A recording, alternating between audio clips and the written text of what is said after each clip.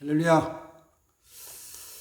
오늘 아침에 말씀 잠깐 묵상하겠습니다. 오늘은 구약성의 욥기 23장 10절 말씀 보겠습니다. 그러나 내가 가는 길을 그가 아시나니 그가 나를 단련하신 후에는 내가 순금같이 되어 나오리라. 아멘. 그러나라는 말로 23장 10절의 말씀입니다. 그러나라는 말은 그 앞에 있는 어떤 내용들, 또 그 앞에 있는 어떤 사건들, 그 앞에 있는 어떤 환경이 있는데, 그러나라는 반이어죠. 반대어. 그 앞에 내용은 23장 1절부터 9절까지는 이 욥이 자기가 당한 그 고난을 재앙이라고 표현하면서 재앙이 고난이 아주 극심한 것을 얘기를 합니다. 그리고 그에게 당한 고난에 대한 것들은 대부분 그가 느끼기 갑자기 온 거죠. 예를 들면 1장에 나타나는 1장 9절부터 나타나는 사건 보면은 그 욥의 양들이 소가 밭을 갈고 있고 낙대가 풀을 뜯고 있는데 갑자기 이 갈대아 사람들이 와가지고 종들을 죽이고 소를 빼앗고 낙타를 빼앗아가죠. 또 하늘에서부터 불이 내려와가지고 양 7,000마리를 다 불태우고 그 양 중간중간에 있던 종들도 다 불태워 죽이고 좀 떨어져 있던 한 종이 살아서 와가지고 보고를 하죠.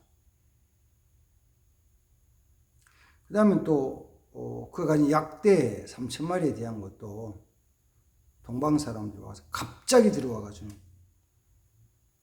종들 죽이고 빼앗아 가버리죠. 또 욥의 10남매가 마청의 집에서 음식을 먹고 있는데 갑자기 큰 바람이 불어서 그 집 내 모퉁이를 침으로 말미암아 집이 무너져가지고 그 자리에서 다 죽었죠. 우리는 이제 그저 성경 한 절씩 읽으니까 욥이 고난당해서 그래서 재산 빼앗기고 죽었는가 보다 이렇게 느껴지는데, 조금 깊이 살펴보면서 그걸 한번 우리 머리로 상상해서 그림을 그려보면요, 재현을 해보면 무섭죠. 작은 것도 아니고 들판에서 양이 7,000마리는 있는데 양 7,000마리를 치자면은 아마 목동도 많아야 되죠. 좀 10명이 넘는 많은 종들이 양을 돌보고 있죠. 근데 하늘에서부터 불이 쫙 내려가지고 그 양 7,000마리를 쫙 다 불이 내려와서 다 태운다?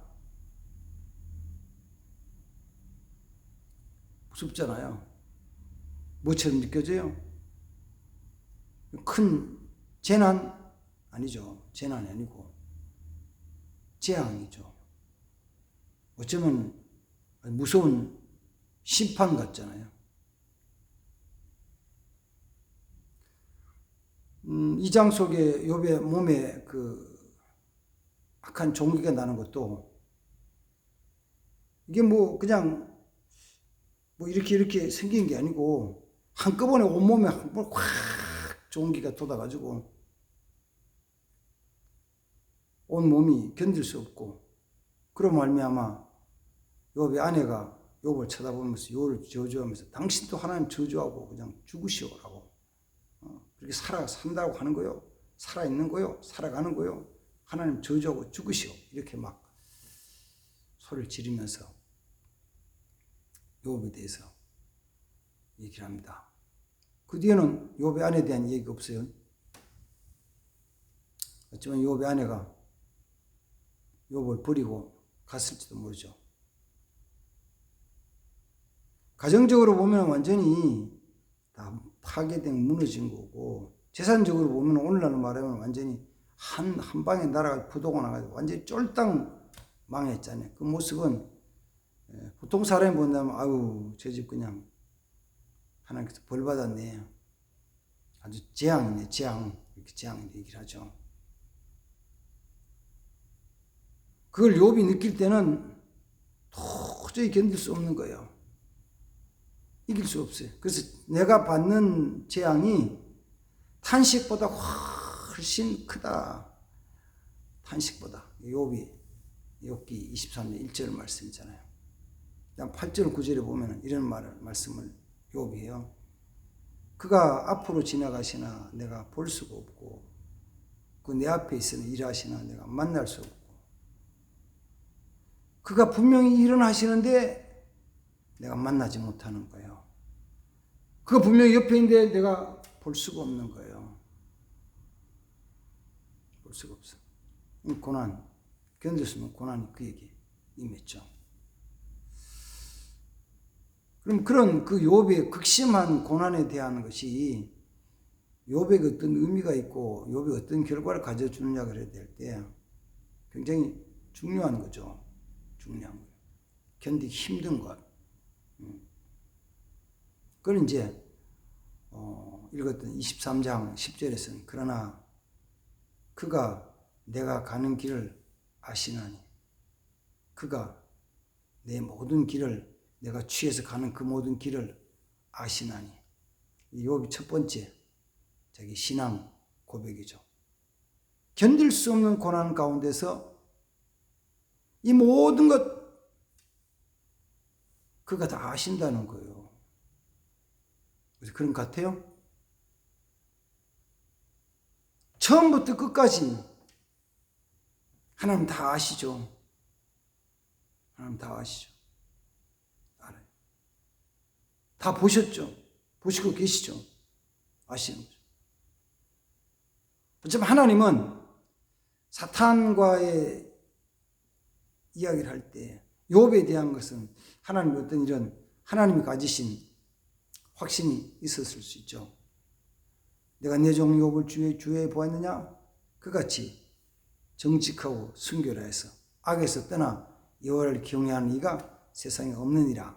이게 하나님 욥에 대한 신뢰죠. 신뢰.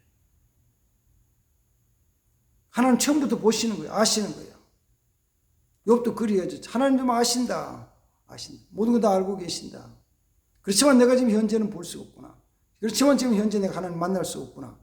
이 욥의 고백이에요. 그리고 그 뒤에 하는 말이 뭐냐면 욥의 고백이 그가 나를 단련하신 후에는 내가 수금같이 되어 나오리라. 자기에 대한 고난이 무한하게 자기를 단련한다. 단련이란 말은, 그리고 나서는 순금 같아진다는 말은 그 금을 정죄하는 용광로, 제가 정확한 건 잘 기억 못 하는데 그 금이 녹아서 내리는 온도가 1070도인가 60도인가 되죠. 1000도가 넘죠. 1000도가 넘는 뜨거운 불 속에, 용광로 속에 들어가면은 금이 아주 순금이, 정금이 녹아서 내려와요. 그렇지 않으면은 그 속에는 뭐가 있냐면은 순금이 아닌 불순물이 섞여 있죠. 그 온도가 되지 않았을 때는 다 녹지 않고 금 속에 다른 것이 섞여 있다고요. 그 뜨거운 연단, 단련 속에, 불 속에 들어갈 때 금이 순금이 나오는 거죠. 나와요. 요번 지금 하나님 그렇게 자기를 단련하고 계신다. 이렇게 우리 성경이 표현해요.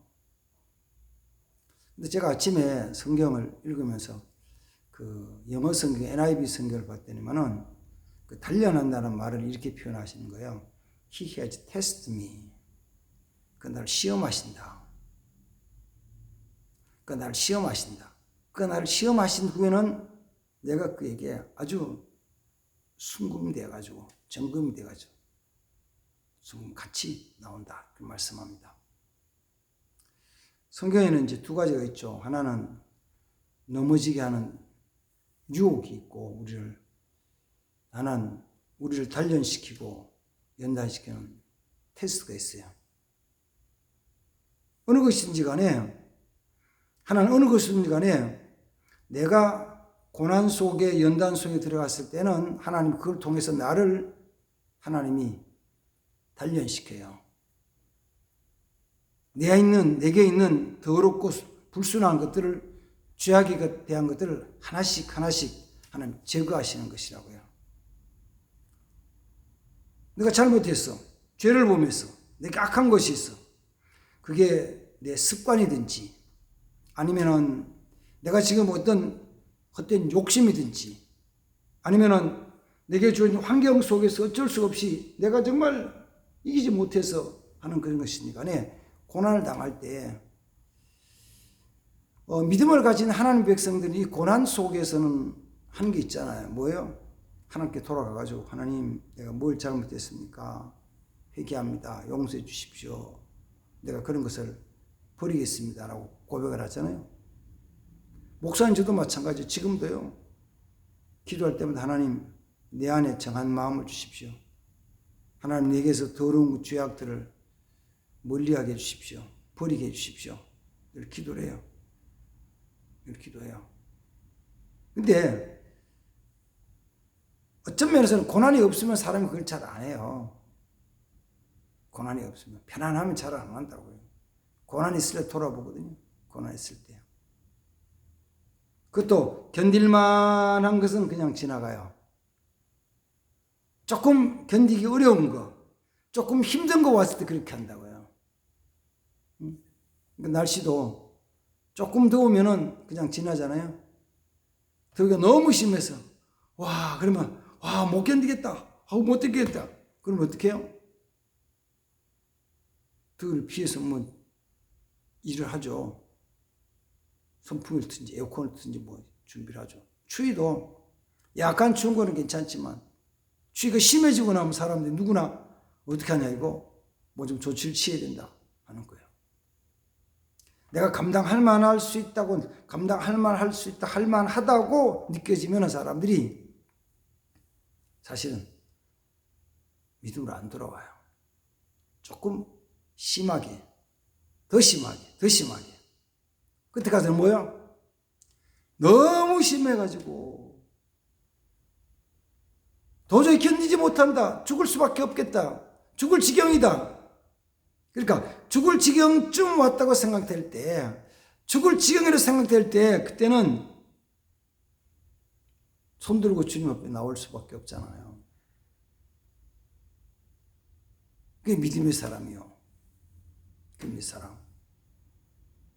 그러면서 우리는 그 고난을 통해서 순금같이 되잖아요. 순금이 뭐예요? 가장 귀한 것, 순수한 것. 그래서 우리의 몸도 마음도 사실은 주님의 형상을 이루어 나가는 거죠. 사도 바울이 갈라디아 4장 19절에 말씀한 갈라디아 교회 편지에 말씀한 것처럼 나는 너희 속에 그리스도의 형상이 이루어질 때까지 그리고 이렇게까지 내가 해산하는 수고를 한다. 성경에서 우리에게 원하는 바라는 것은 마지막에는 뭘 원하시냐면 우리의 모습이 그리스도의 형상으로 닮아가는 거예요. 그리스도의 형상이 뭔데? 그리스도의 형상은 다른 게 아니고 요한복음 1장 속에서 그리스도는 하나님의 형상이에요. 보이지 않는 하나님의 형상이 그리스도예요. 그래서 주님은 유대인들이 말씀하시기를 나를 본 자는 아버지를 봤다. 나를 본 자는 하나님을 봤다 하는 거예요. 예수님을 본 사람은 하나님을 본 거예요. 하나님을 본 거예요. 그러면 사도 바울은 나는 그리스도를 본받았는데 너희는 나를 본받으라. 내가 너희를 위해서 해산을 수고를 하면서 너희 속에 너희 안에 그리스도의 형상을 이루기 위해서 내가 수고하고 회상을 수고한다. 사도 바울이 그리스도의 형상을 닮아간 것처럼 너희도 그리스도의 형상을 닮아라. 그리스도 안에서 우리 안에 그리스도의 형상을 닮지 않는 그리스도 형상이 아닌 죄악의 더러운 것들이 있잖아요. 죄악된 것들이 그걸 떨쳐버려야죠. 하나씩 버려야죠. 근데 버리는데 그게 쉽게 안 버려지거든요. 그래서 뭐가 하느냐면 하나님 때는 우리를 고난의 연단 속에 집어넣어요. 고난의 시험 속에 집어넣어요. 시험을 집어넣으면 막 몸부림치는 거예요. 벗어나기 위해서, 통과하기 위해서 막 몸부림치는 거예요. 세상 학교 교육도 마찬가지잖아요. 시험 안 치면 애들이 공부를 잘 안 해요. 그래서 시험 안 치고 무시험으로 짝짝 나가면은 시간이 지나면서 애들이 실력이 떨어진다고요. 시험 치면은 물론 아직 아예 공부를 포기한 학생도 있겠지만은 적어도 90% 이상 학생들은 시험을 치면은 그 시험 치는 기간만이라도 뭐래요? 책을 보고 정리한 공책을 다시 한번 훑어보고 시험 예전에 좀 그거 푼다고 열심히 하고 하면서 실력이 쌓인다고요. 실력이. 물론 점수도 올라가겠지만 점수 이전에 실력이 쌓인다. 실력이. 하나님 우리를 통해서 우리가 하나님께 주신 연단과 시험을 통해서 우리 실력이 쌓여지면서 내 안에 죄악의 모습들이 육체의 욕심에 대한 것들이 하나씩 벗어져 나가고 그리고 뭐 한다고요? 그리스도의 형상이 이루어지는 거예요. 내 안에 그리스도의 형상. 그게 우리의 목표예요. 그게 하나님의 뜻이에요. 그래서 욥이 고난당할 때 욥에게서의 고난의 의미, 욥이 당하는 고난에서의 결과는 뭐냐면 어떤 거라고요? 그 고난을 통해서 하나님 나를 시험하시고 나를 단련시키시고 내가 그리고 정금같이 하나님 앞에 나오는 것이 그 목적이에요. 하나님 그 뜻을 이루셨죠. 그래가지고 뭐 하셨어요? 욥이 그 단련 마친 다음 욥의 시험이 통과한 다음에 하나님이 욥에게 갑절을 보고 주셨잖아요. 갑절을 그러면은 별거 아닌 것처럼 느껴져요. 그렇지. 지금 내가 가진 건 얼마 안 될지 몰라요. 왜? 내가 돈 10,000원밖에 없는데 10,000원의 갑절이면 20,000원이잖아요. 10,000원이 20,000원 돼서 뭐 그런 거지. 그런데요. 작을 때의 갑절은 별거 아닌 것처럼 보여도 욥처럼 재산이 많아진 다음에 갑절은 엄청난 거예요. 예를 들면 가장 쉽게 얘기하면 욥의 양이 7,000마리였잖아요. 그런 거죠. 뭐 대충 오늘날 시세라면 양 한 마리 얼마쯤 할까? 양 한 마리. 양 한 마리면요. 한 50만 원 해요. 50만 원. 50만 원에 7,000마리면 얼마요? 35억이에요. 35억의 재산이 갑절이 됐다. 그럼 얼마요? 얼마냐고요? 그러면은 70억이 되잖아요. 약대가 3,000마리였어요. 약대는 한 마리 얼마 할까요? 아마 아무리 적어도 한 2천만 원씩 할 거예요. 2천만 원. 2천만 원 정도 하면요. 약대 한 마리.